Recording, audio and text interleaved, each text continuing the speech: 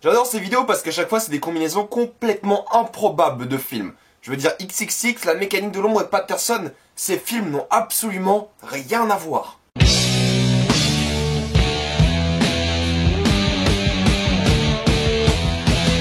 XXX Activated, La Mécanique de l'Ombre et Patterson. On va commencer avec Triple X, mais comme d'habitude, vous pouvez aller dans la description ou dans les annotations pour aller au moment de la vidéo qui vous intéresse à propos du film qui vous intéresse. Du coup, Triple X Activated ou The Return of Xander Cage est la suite de nos séries préférées d'agents d'espionnage de tous les temps. Triple X. Triple X est la franchise dont j'en ai absolument rien à faire. Juste, je m'en fiche. Le premier était à mon avis très mauvais. Le deuxième l'était encore plus, et là, c'était trop bien. Ce que je veux dire par là, c'est que Triple X a enfin compris ce que c'était. Un vrai bordel complètement assumé. Et c'est ça qu'il faut comprendre.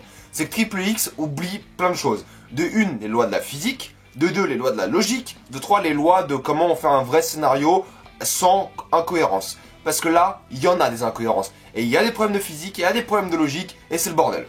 En même temps, quand votre film commence avec Xander Cage qui saute d'une antenne radio à plus de 50 mètres avec des skis en pleine jungle et il tombe à plat le sol et il va bien, vous savez c'est quel genre de film. Quand Xander Cage fait du skateboard sur un bus parallèlement au sol, vous savez c'est quel genre de film. Et c'est ça qu'il faut comprendre. Ce qui est génial, c'est que c'est un film complètement délirant et fun.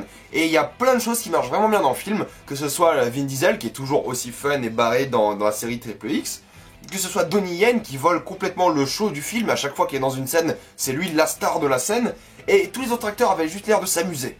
Et c'est ça l'idée du film, c'est que tout le monde s'amuse et ça s'arrête là. C'est tout simplement aussi bête que ça. Et vous allez voir des trucs complètement impressionnants, qui défient votre conception de la physique, et c'est juste pour ça vaut le coup. Juste pour voir des trucs qui sont absurdes à l'écran, ça vaut le coup. Du coup, vous passez de scènes mais qui sont complètement choquantes l'une à l'autre. Vous êtes défié par les lois de la logique et de la physique. Et à chaque fois, vous vous dites en avançant dans le film, qu'est-ce qu'ils vont trouver de plus impressionnant? Qu'est-ce qu'ils vont trouver de plus illogique et de plus imphysique possible? En physique, ce n'est pas un mot qui existe, mais vous avez compris l'idée. C'est que le film est une compilation des choses que les acteurs et le réalisateur voulaient faire. C'est tout.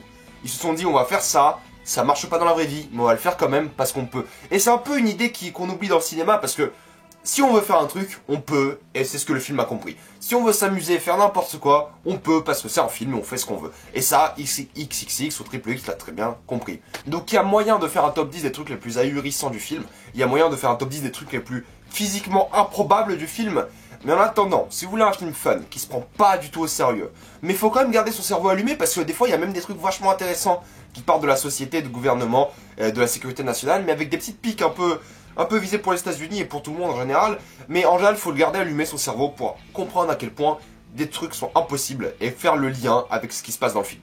Il faut se dire que ça, c'est pas possible et réaliser qu'ils le font dans le film depuis 5 minutes. Et ça, c'est génial. Donc si vous voulez voir un film complètement débile mais assumé, avec des acteurs qui s'amusent, avec un réalisateur qui a l'air de s'amuser, avec un casting qui a l'air de s'amuser, tout le monde a l'air de s'amuser, allez voir Triple X, c'est du fun, c'est débile, mais c'est fun, et j'ai étonnamment envie de voir une suite à Triple X. J'ai étonnamment envie de voir ce qu'ils vont faire plus tard. Et ça c'est dingue. Parce qu'on est mine de rien attaché au personnage et on a envie de voir comment ça va se passer après. Donc Triple X est réussi pour ce que c'est. Débile, mais fun, et complètement assumé. Maintenant parlons un peu de La Mécanique de l'Ombre. La Mécanique de l'Ombre est le premier film français dont je fais une critique sur cette chaîne pour la simple et bonne raison que je déteste les films français. Non pas le cinéma français en général, mais la majorité des films français que je regarde, dont c'est beaucoup d'ailleurs, je regarde beaucoup de films français, mais il me dégoûte. Dans le sens où je dois chercher à travers une poubelle de films français pour trouver un film qui est vraiment bien. Il y a plein de films sympas, je l'accorde, mais je dois chercher vraiment à travers un tas de films français pour trouver ce film qui est vraiment me fait plaisir d'être français, me fait plaisir de faire partie de ces cultures françaises. Ça arrive pas souvent. La Mécanique de l'Ombre, malheureusement, n'en fait pas partie.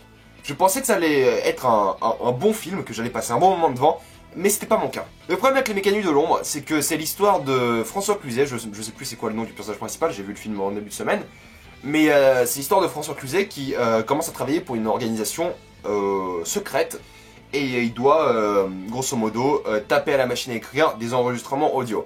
Et ça, c'est plus que prévu, c'est une plus grande histoire derrière, et c'est tout ce que vous pensez que ça va être. Ça parle de sécurité nationale et de François Cluzet tout seul dans un appartement qui tape sur une machine à écrire. L'idée c'est que j'ai beaucoup aimé le début du film, j'ai beaucoup aimé l'ambiance du film. C'est un Paris, un quartier de Paris très très vide, j'ai envie de dire. On a l'impression que dans le film, il n'y a personne. Il n'y a pas beaucoup de figurants, il y a vraiment personne. On a vraiment une idée très claustrophobique du film, une idée de vraie solitude dans le film. Et ça marchait très bien. Pour moi, le gros défaut du film, parce que même la mise en scène était vraiment bien foutue, avec de bonnes idées, les acteurs étaient vraiment tous bons à mon goût, mais pour moi, ce qui a tué le film, mais de manière assez violente, c'est la prévisibilité du scénario. En général, quand vous avez un film de mystère, un film où vous devez savoir quelque chose de plus grand derrière tout ça, c'est une petite histoire, mais derrière un truc énorme. C'est le genre de film que c'est.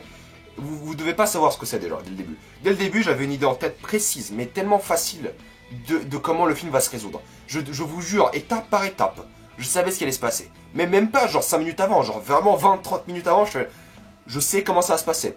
J'ai déjà vu ce genre de film, je sais comment ça va se passer, et c'est même pas du foreshadowing. Il y a beaucoup de...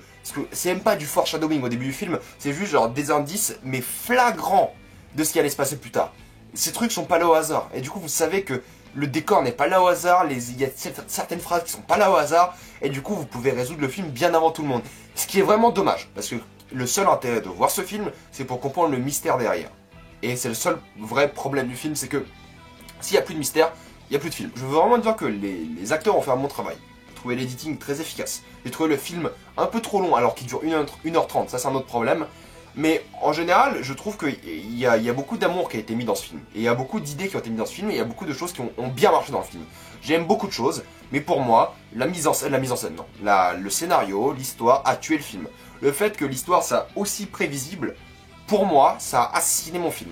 Parce que du coup, il n'y avait plus aucun mystère, niveau rythme, il n'y avait rien qui me donnait genre, oh j'ai trop hâte de voir quand ça va se passer parce que je savais déjà. Et à chaque fois, j'avais raison à 100%. Et j'étais juste choqué, mais vraiment choqué de voir à quel point ce film était prévisible.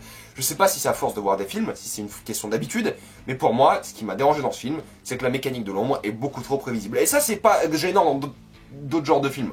Dans un blockbuster, quand c'est prévisible, c'est pas gênant. Par contre, dans un film de mystère, dans un film de limite un thriller, c'est intéressant de savoir ce qui va pas se passer. Hein, c'est vraiment de savoir de d'éliminer, de faire comme François Cluzet, avancer dans le film sans savoir ce qui se passe. Et c'est pas l'impression que j'ai eue, j'avais toujours l'impression d'être devant François Cluzet dans ce qu'il faisait, et ça a tué mon film. Je dis pas que Les Mécaniques de l'ombre est un mauvais film. Il l'est pour moi, parce que je peux juste pas aimer un film qui m'a autant ennuyé, parce qu'au final, je savais ce qui allait se passer, et c'est pas intéressant.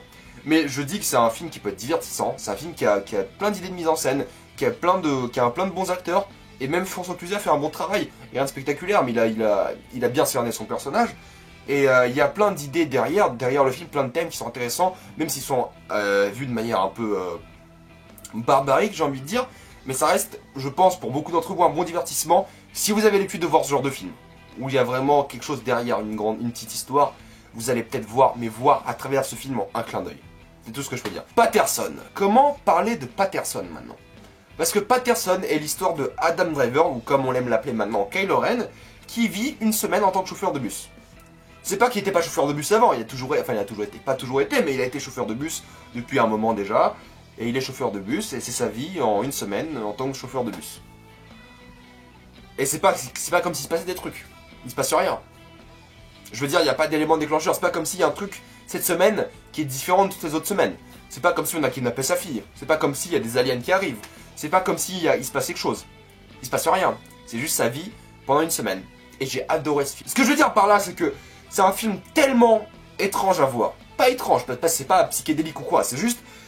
C'est un film tellement calme, tellement posé. C'est genre 2 heures de la semaine d'un gars. Et c'est pas comme s'il y avait des coupures ou des montages ou quoi, c'est juste... Chaque jour est pareil. Quasiment, comme notre vie à nous. Chaque jour est pareil, avec quelques petites différences. Bah c'est ça. C'est ça, avec quelques pics peut-être d'adrénaline de temps en temps, avec quelques pics d'intérêt, de désintérêt, avec quelques conversations écoutées par-ci par-là. C'est la vie d'un chauffeur de bus pendant une semaine. Mais ce qui change Patterson, c'est que, en tant que film, ce qui est bien dans le film, c'est la manière dont il nous montre cette vie banale, cette vie qui a l'air nulle à chier. Enfin, nulle à chier, c'est une vie normale. Pour nous, c'est comme une vie à nous. Mais genre que nous, quand on vit notre vie, on se fait pas forcément chier. Mais quand on voit la vie de quelqu'un pendant 2 heures, on se fait chier. Parce que le film est chiant, le film est extrêmement chiant. Mais c'est le but du film. Le but du film, c'est d'être chiant, c'est de faire comprendre au spectateur que c'est la vie d'un gars, c'est hyper chiant, mais regarde ce qu'il essaie de faire pour se sortir de cette vie de merde. Bah c'est pas une vie de merde, c'est même pas une vie de merde. Il a une bonne vie, c'est juste que pour nous, en tant que spectateurs, c'est nul à voir, ça a l'air nul, ça a l'air d'être une vie de merde. Mais Patterson, lui, passe un bon moment.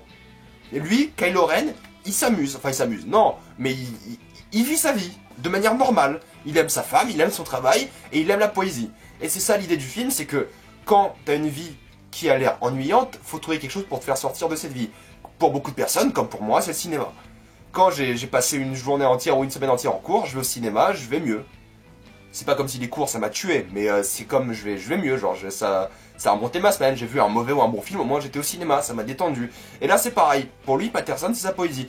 Et c'est un film vraiment intéressant à voir pour ça, se rendre compte que la vie de tout le monde est banale, sauf qu'il y a ces moments de plaisir et même de chagrin ou même d'espoir, de déception, on passe vraiment par plein d'émotions différentes dans une vie complètement banale. C'est pas le genre de film que je vais revoir dans ma vie, genre absolument jamais, sûrement, mais ce genre de film, je suis sorti du film en me disant que c'est un film très identifiable. J'ai passé une semaine avec Patterson et il aurait pu passer une semaine avec moi.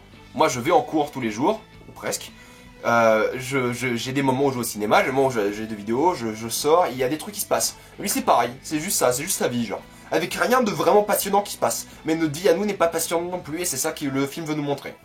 C'est qu'on n'a pas des vies de ouf, à moins que vous soyez genre président ou agent espion, un agent d'espion, ou n'importe quoi. C'est juste une vie normale et banale et je pense que si vous voulez voir un film qui est chiant, mais qui a le but d'être chiant, et qui comprend vraiment ce que c'est d'être humain, vraiment il comprend ce que c'est d'être un homme et de vivre, enfin un homme ou femme, hein, et de vivre dans une société où on se fait chier, où notre vie est toujours la même, mais il y a ces moments de plaisir et ces moments de bonheur dans la vie de tous les jours. C'est un film qui sera peut-être mémorable, juste pour le principe, pour l'idée, pour le concept, et j'ai hâte de voir d'autres idées comme ça. J'ai hâte de voir d'autres idées qui me mettent dans une banalité totale, mais pas trop souvent, parce que c'est chiant à un moment.